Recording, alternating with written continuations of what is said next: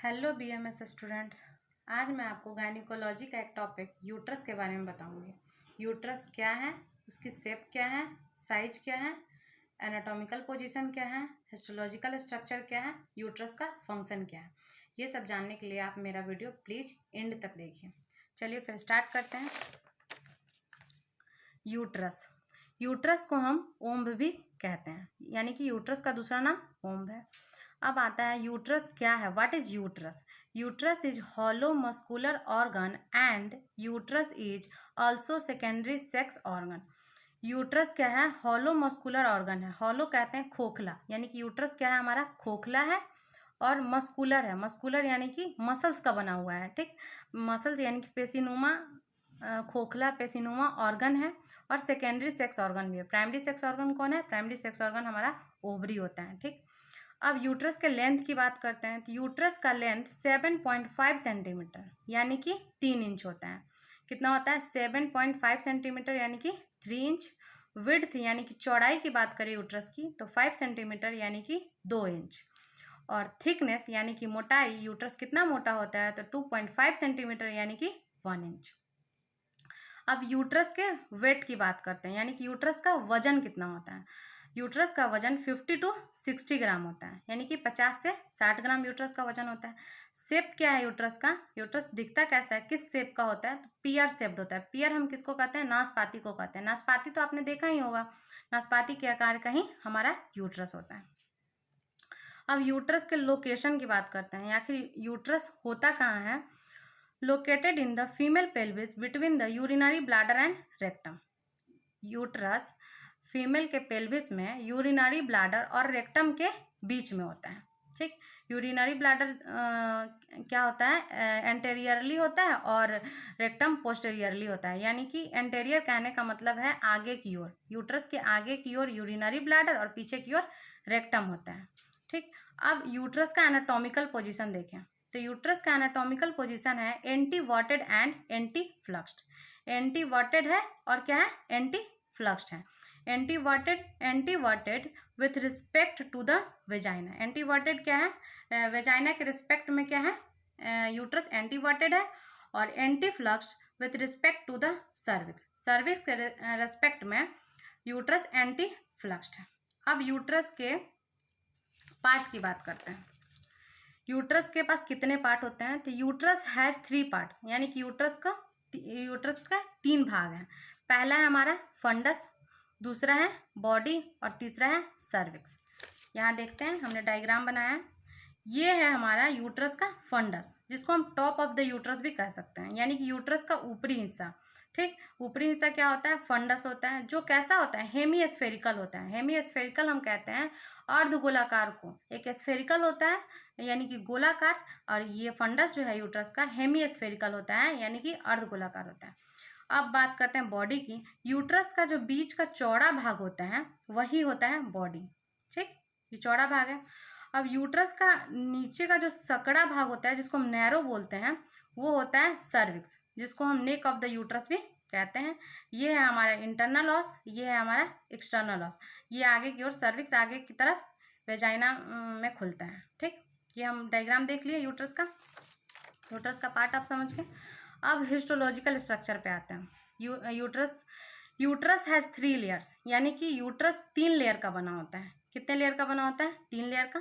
कौन कौन है? पहला है पेरीमेट्रियम, दूसरा है मायोमेट्रियम लेयर और तीसरा है इंडोमेट्रियम लेयर। अब पेरीमेट्रियम लेयर की बात करते हैं। कह रहा है outer serous layer of the uterus. Uterus का जो आउटर लेयर होता है, सबसे बाहरी का जो लेयर होता है, वो सीरस लेयर होता है, उसको हम क्या बोलते हैं? पेरीमेट्रियम। किसी भी ऑर्गन में 4 लेयर होते हैं। कौन कौन? म्यूकोसा, सब म्यूकोसा, मसल्स लेयर और सिरोसा। तो वही सिरोसा जो लेयर होता है उसी को हम पेरीमेट्रियम लेयर कहते हैं। पेरीमेट्रियम लेयर जो है, इसका फंक्शन क्या है, काम क्या है? तो कह रहा है the perimetrium layer protects the uterus from friction. Perimetrium layer uterus को फ्रिक्शन से बचाता है, यानी कि घर्षण। फ्रिक्शन हम कहते हैं घर्षण को, घर्षण से बचाता है हमारा कौन? पेरीमेट्रियम लेयर जो है यूट्रस को फ्रिक्शन से बचाता है, यानी कि घर्षण से बचाता है। अगर आपसे कोई पूछे कि पेरीमेट्रियम लेयर का फंक्शन क्या है तो आप कह सकते हैं कि यह यूट्रस को प्रोटेक्ट करता है, सुरक्षा करता है फ्रिक्शन से। ठीक, अब है vesico uterine pouch. Vesico uterine pouch क्या होता है? Perimetrium layer present in anterior side, it covers fundus and body as well as urinary bladder. It also makes a fold that's called vesicouterine pouch or cellular pouch. जो perimetrium layer है anterior side में, वह क्या करता है? Funds और body को cover करने के साथ साथ यूरिनरी ब्लैडर को भी कवर करता है, क्योंकि एंटेरियर साइड में आप जानते हैं यूट्रस के एंटेरियर साइड में कौन होता है? यूरिनरी ब्लैडर होता है।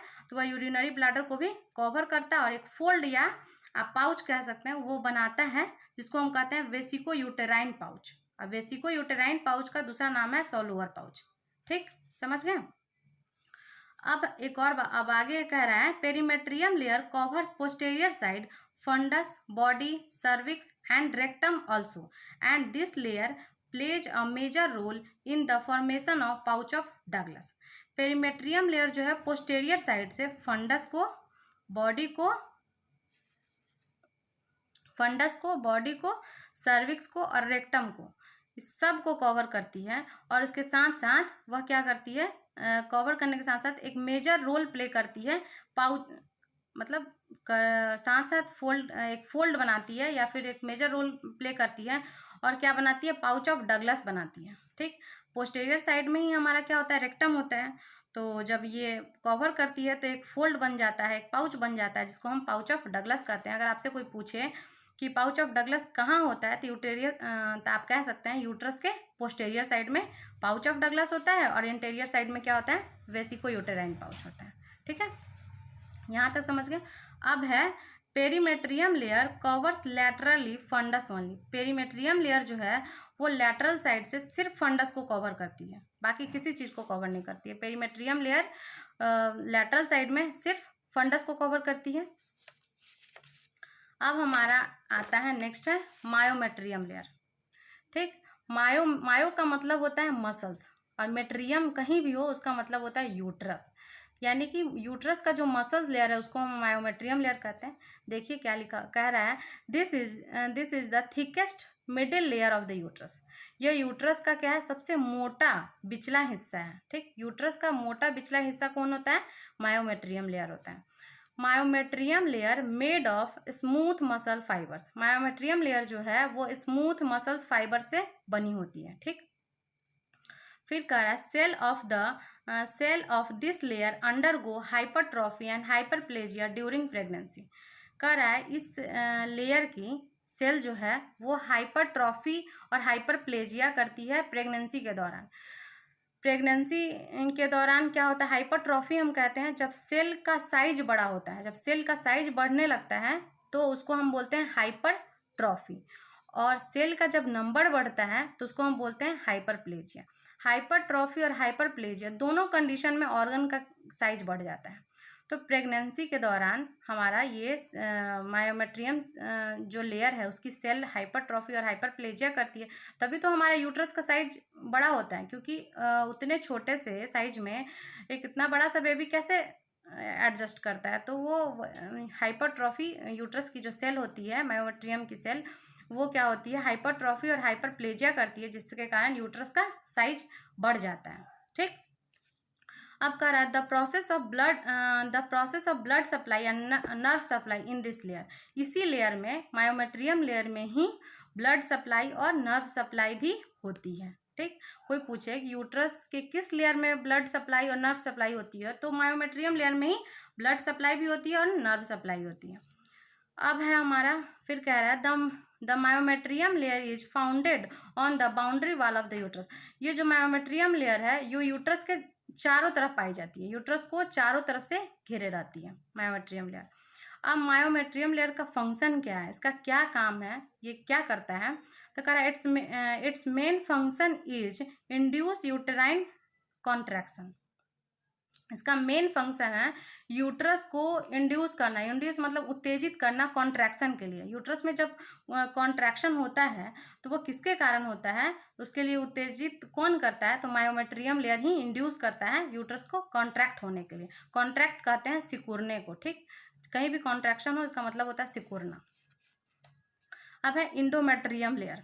इंडोमेट्रियम लेयर सब क्या है, तीसरी लेयर है इंडोमेट्रियम लेयर। तो कह रहा है it is the inner most layer of the uterus. ये यूट्रस का अंदर का लेयर है, सबसे अंदर का जो लेयर होता है उसी को इंडोमेट्रियम, इंडो का मतलब ही होता है अंतर, ठीक, और मेट्रियम मतलब यूट्रस। तो आप जान ही रहे हैं यूट्रस के अंदर की जो लेयर होगी उसको हम कहेंगे इंडोमेट्रियम लेयर। फिर कह रहा है this layer made of ciliated columnar epithelium. यह जो लेयर है इंडोमेट्रियम लेयर, यह सिलिएटेड कॉलुमनर एपिथेलियम से बनी होती है। किससे बनी होती है? Ciliated columnar epithelium. एक सीधे कॉलुमनर एपिथेलियम होती है, एक सिलिएटेड होती है। जो सिलिया के साथ कॉलुमनर एपिथेलियम होती है उसको हम बोलते हैं सिलिएटेड कॉलुमनर एपिथेलियम, जो ऐसी दिखती है। ये है, ये हो गया।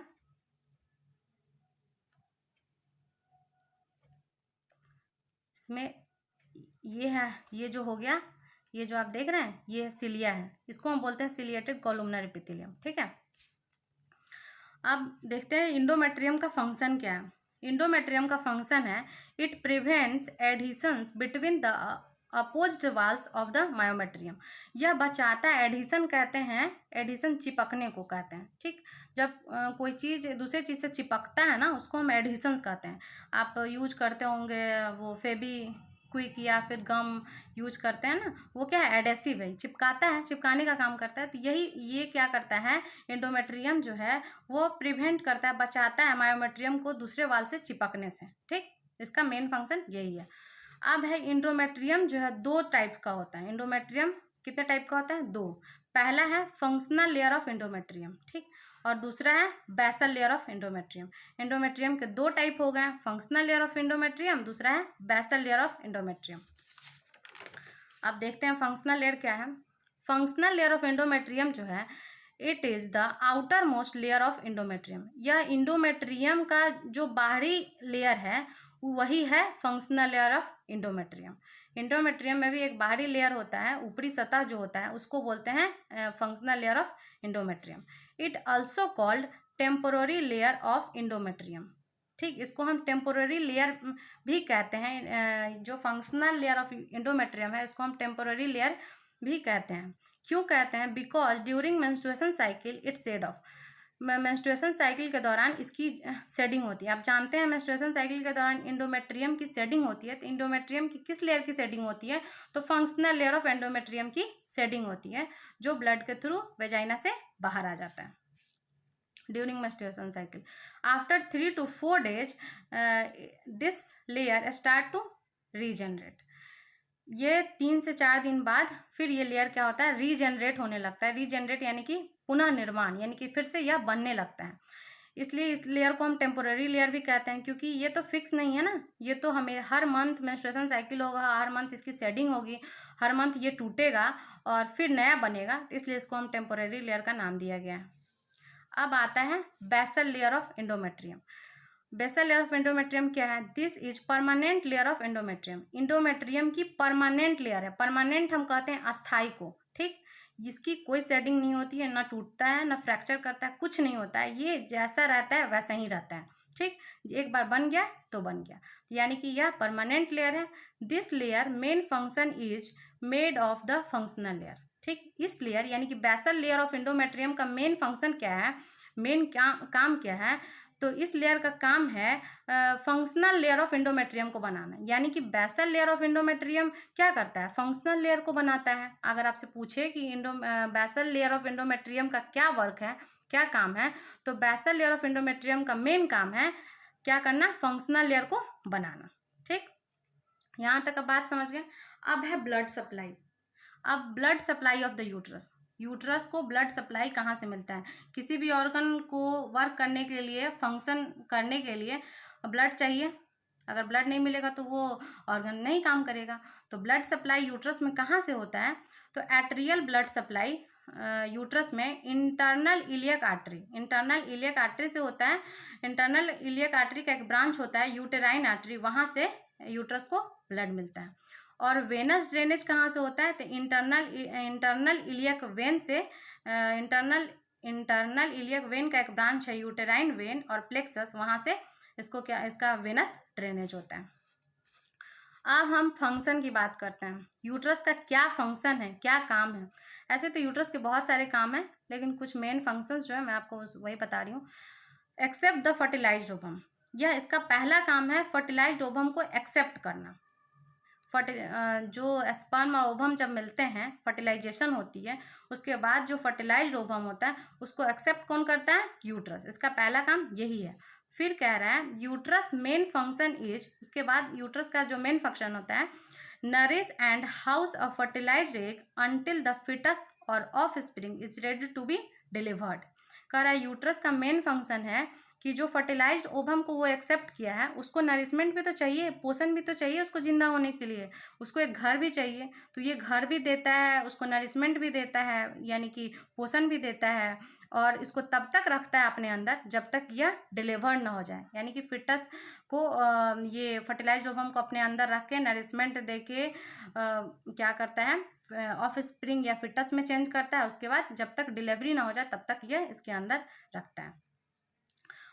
अब एक और बात रह गई, हिस्टेरेक्टॉमी आप सुनते होंगे हमेशा, हिस्टेरेक्टॉमी हुई है, हिस्टेरेक्टॉमी यानी कि यूट्रस को जब हम यूट्रस में कोई बीमारी हो जाती है, कोई पैथोलॉजी हो जाती है, यानी कि या आप समझ लीजिए कार्सिनोमा ही हो गया यूट्रस का, तो हम यूट्रस को काट के निकालते हैं ना, तो कहीं भी, तो इसको हम क्या बोलते हैं? हिस्टेरेक्टॉमी, यानी कि रिमूव अ यूट्रस। यूट्रस को हम कहीं भी किसी भी बॉडी के पार्ट को जब हम काट के अलग करते हैं तो वहाँ एक्टमी लगता है। एक्टमी का मतलब होता है काट कर अलग करना सर्जरी के द्वारा। तो हिस्टेरेक्टॉमी, हिस्टेरेक का मतलब होता है, ये भी क्या है? यूट्रस का नाम ही है। तो यूट्रस को बॉडी से काट के अलग करते हैं, तो इसलिए इसको हम हिस्टेरेक्टॉमी कहते हैं, remove a uterus. Thank you friends. अगर आपको मेरी वीडियो अच्छी लगे तो please like, subscribe and share जरूर करें। Thank you, bye bye.